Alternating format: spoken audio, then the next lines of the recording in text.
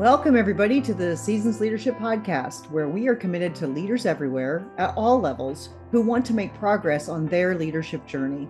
We will bring you actionable advice to improve your leadership and life today. Thank you for joining us. At Seasons Leadership, we share a vision to make excellent leadership the worldwide standard. Learn more at seasonsleadership.com. Okay, welcome back, Celeste and Janet. I'm so excited to continue this conversation. And we're going to talk about, in this half, transitions, because you have both had multiple transitions in your career. And most recently in the last couple of years, into your new role. So you are working together differently. Can you just talk about how you did that, and what approaches you took and what made it work for you? Well, I guess I can do the history from the last podcast. We both switched jobs and ended up at Stellar. And I think the Stellar process, we do have a succession planning process. And every year we sit down and we talk about, the CEO succession, but also leadership teams, and from emergency needs for leadership to what we call the gene pool of maybe some of the newer people that we want to develop. So we have this, laid out, but we learned that we may think that's what we're going to do, but then sometimes you look at it and you think, that team isn't very diverse. That's not how we want to look. Or, we've been looking at these same people and we don't really believe they can do that next job. And that's why they keep appearing down, And so we had to actually rethink, on paper, this is the succession plan, to what is our gut telling us, and what do we do? And I think Janet's, in the early days, okay, I hired my friends. I'll be honest. If I knew somebody in the sector who was a superstar and a great leader, I just, my only challenge was come over here to do that, because this is a better place than over there, because I knew I'd seen them in action. They were a good leader and, embodied all the principles I was trying to do. Well, that works up to a point, you hire all your friends. Well, then they hire their friends. And, now Janet's dealing with much bigger numbers. So there's more maybe rigor involved in how, like, we didn't advertise for jobs or all those things that you need to do that Janet's doing. So that's kind of how it all got started. I'll let Janet talk about where we are and where we go from here. And of course, the biggest part is you can never get rid of those darn founders. Like, I was there so long and I had a COO and I had leads, and they were doing more and more of the work every year. And so I think one of the most important things is the founder has to have an exit, and winning the Baldrige gave me a good exit for not wanting to be like, the quarterback who stayed too long with the team and everyone's wondering, okay, we like her, but when are we going to get a turn? So I feel like for me, that was a natural time to transition to board chair. And then, just leaping into Stellar Ventures was actually a slow process of angel investing, doing well, and then deciding to raise a fund, which is a whole nother skill set with another group of people.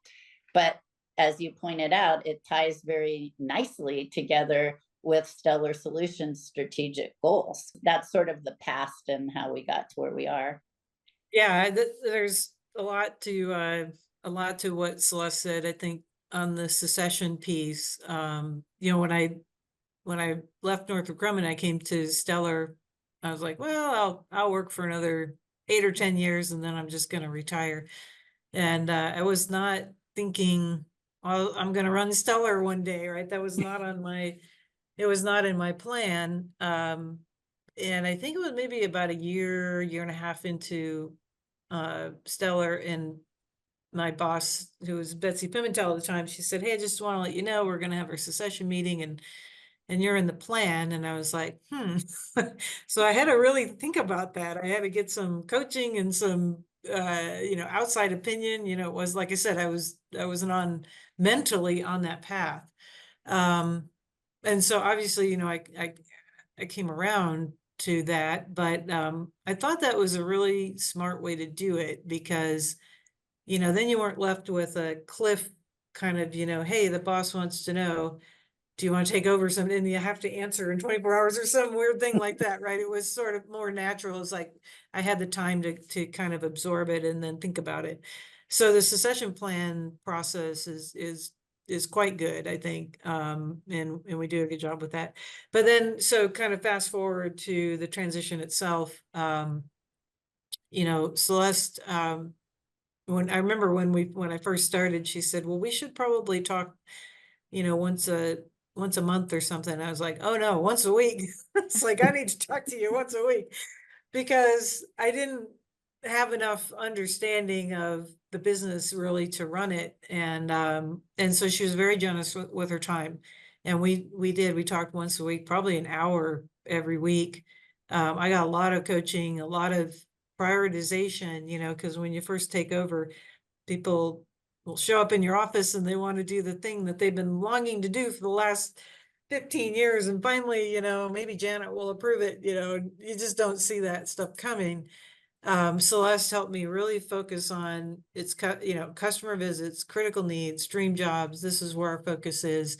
And I think without that, I'm not sure it would have been a very successful transition, because she really helped me, transfer from her founder's knowledge base what was important to her for the company, and then gave me the room to go, implement.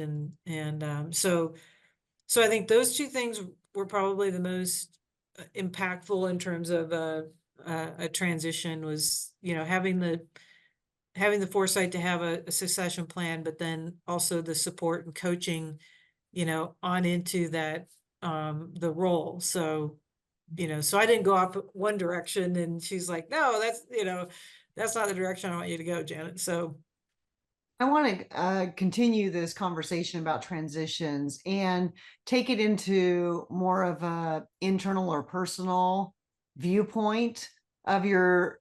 You can pick any transition you want to pick, or a combination of them. And what I'd really like to know about is maybe things you experienced or things you learned, or both, in going through these different transitions. For example, Janet, you said, I have the dream job I didn't even know I wanted, or I didn't dream of having, right? And so when you find yourself about to make a transition, maybe one you didn't know you were going to be making, what kind of things come up for you personally, and what have you learned from that? Well, mine, I guess I'll answer the hard one, because that's what everyone wants to hear. Like, you're a founder, like, my identity for my entire career is wrapped up as being CEO of Stellar Solutions in some way, shape, or form. And how do you really let go of that in the best interest of the company? And I belong to a CEO group out here, and there were a few of us laughingly that we called the horizontal exit strategy. Meaning, we did not have a plan. We were going to work till we die, and then over to you, people. So obviously that was not in the best interest of, I've always said I wanted Stellar Solutions to be built to last, not built to flip, which wasn't even a thing, 25 years ago. But now I have to very much differentiate, because everyone's starting a business now is to flip it and make money. And that's not our model. Our model is this slow and careful growth, around high impact and customer critical needs and dream jobs. So, when I knew, though, the time had come, I felt like, sometimes you're dealing with the same problem for the 10th time, and you're not putting as much of love and energy and patience into the solution. And I knew I had reached a point where it was time. And I also knew I had a really competent leadership team, and any of them could run the company. They'd been at Stellar, they understood Stellar. So it was really a matter of me letting go.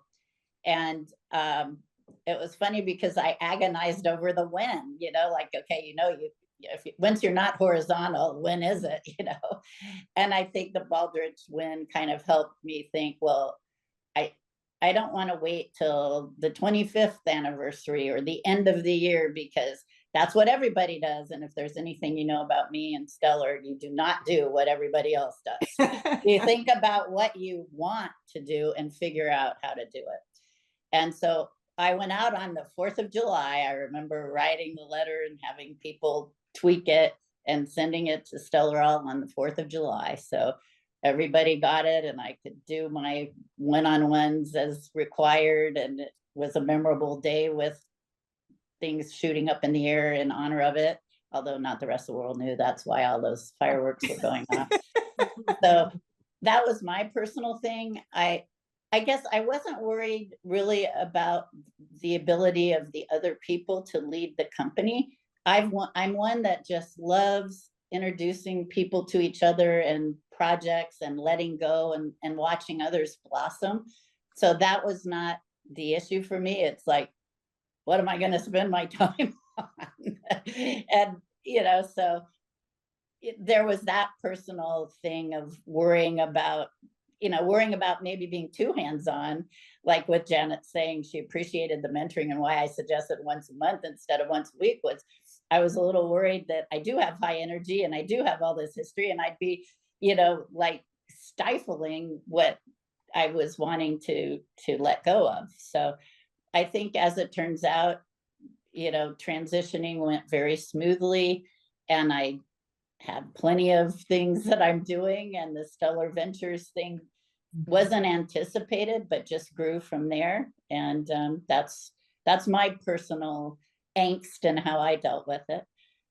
One thing that really came up for me, and we'll get to Janet next, but that really came up for me in that, Celeste, was that you were using your values, your personal values, to guide what you did and when you did it, both with I'm not going to do the same thing everybody else does, and I don't like the horizontal exit strategy, right? So living into your own values as you made those decisions, I think that's brilliant. Janet, what was your story? Well, you asked about any transition. Any transition. And so I'll give you sort of maybe my general approach to transition, because I did have a number of transitions in the service, after the service. So the transition to the CEO role, I think the things that were mostly unique about that, I kind of already covered. But when I do transition into a new role, typically I spend a lot of time trying to understand not only the mission, but the people involved. Because, so from my perspective, the people do the mission, right? The mission's why we exist. But, I trying to understand who's on the team, what do they need, and what needs to get it done, right? So what's the job jar, I think, as you transition. So kind of assessing. And then, once I kind of get into the job, then it becomes, all right, well, what needs to change? And then where are the changes going to be? Where are they going to really, move somebody's cheese, for example, right? Because, if there's something needs to get done, there's probably something that needs to change. And then you sort of have to figure out what that is and who's going to be impacted. And then I would say the final piece is leadership. You have to get the right people on the bus. You kind of have to set a direction. So I don't like to set a direction until I know who's on the team, what needs to get done, make sure we're all kind of pointing in the right direction in terms of what it is we're trying to do. And then I look at my leadership team and I have to ask them, are you with me or not? Because this is what I need you to do. And typically in every transition that I've been in, most people jump on board with you, and then there's a few that don't want to. And then you just have to find, a way for them to be valuable to the organization. And so, once that's kind of all complete, then I sort of think the transition's complete, once you get executing and rolling. But, that's how I approach them, is to make sure that I've got really you get the right leadership team. It's kind of what Celeste said before. You get the right leadership team and you can do anything. That's where I try to focus. Well, it's just, I mean, we're always in transition somewhere, right? So it's so nice to hear your lessons. And it also occurs to me that, you know, as we go through transition, sometimes they're stressful. And when we're under stress, sometimes it's, you know, we're not our best selves. How do you take care of yourself? You know, how do you stay healthy so that you are on top of your game all the time? Well, the obvious answer for me is exercise. And one of those, what am I going to do with my time transition things was, I'm going to exercise in the morning and not have to worry that I got to be at this meeting or skip it because I've got this business trip and so on. So I feel like you do need to take care of yourself. I wasn't good about scheduling doctor appointments. I did a better job getting my car in to get service than myself. That's not good. So I think the exercise, taking care of yourself so that you can truly be available to others was a really important thing. And also stimulating other sides of your brain, because, we're all aerospace and all this, but some of my best ideas come from, I was an engineer by day, actress by night. So drama and theater is a big thing for me.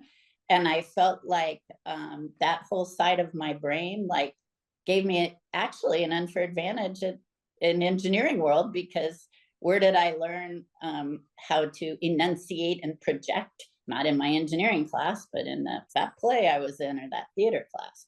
And also, how you get into character. Well, this calls for calm but compassionate, and you think about that. So that was a hobby turned business, and now turned back to a hobby, more time for things like that. So I think that's, you stimulate yourself physically, mentally, and take care of your health. And it's a good thing for everything that touches on you.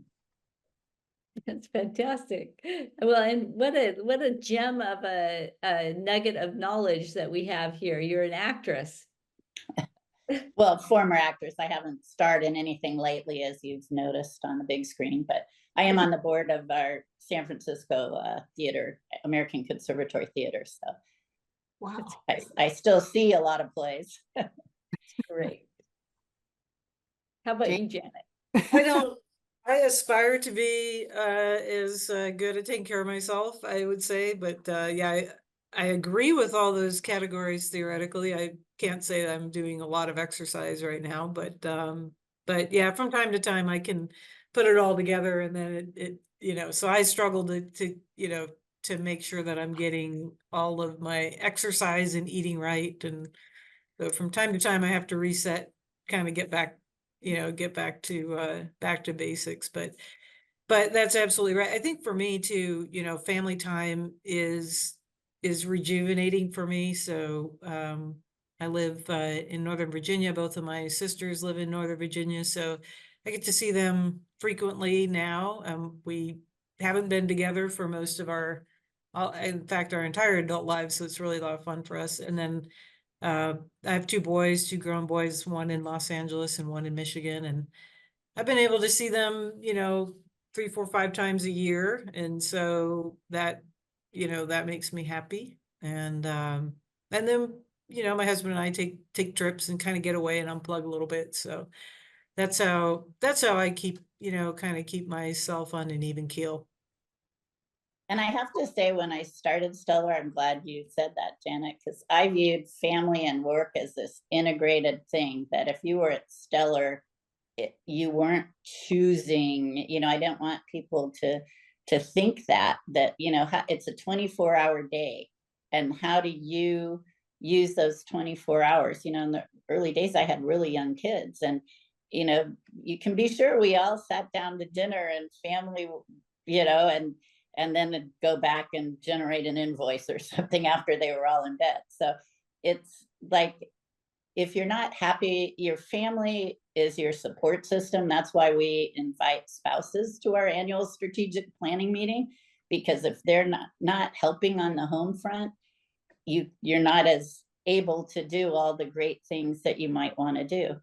So I've always viewed the family and the work as being an integrated thing, not an either or at Stellar. And then, you know, I think you two would probably say the same thing about exercise and travel and, you know, and eating right. Like, okay, we're all supposed to do that and we know it. And, you know, you have to look in the mirror to put the blame on, you know, time management. It's not really somebody else's fault. Mhm. I think it'll be helpful for people to know that no matter what level you get to, you still have the same human challenges that everybody has. Yep, Right. it's Yes, true. indeed. It is, but it's so important to take care of our, you know, yourself, because we can't give to others if we're, you know, not our, maybe best self might be too aspirational, but at least we're pretty good. It's true. You're absolutely right. So, Oh, well, this hour's gone very quickly, or this half hour of this section has gone very quickly, but we'd like to end with one last thing. Give you a chance to say one last thing you'd like for our listeners to hear. Yeah, I'm going to say that I'll go first so that you don't right. have that pressure. And I'm going to say the same thing. Reach for the stars, because it doesn't only apply to your work life. It applies to your time management, to your health, to everything. Just you have to believe in yourself and set those goals and reach out there and do it. The sky's the limit, as they say, or not even the limit anymore. Janet's getting us to Mars or beyond. Yeah, cislunar is not even the limit now. So.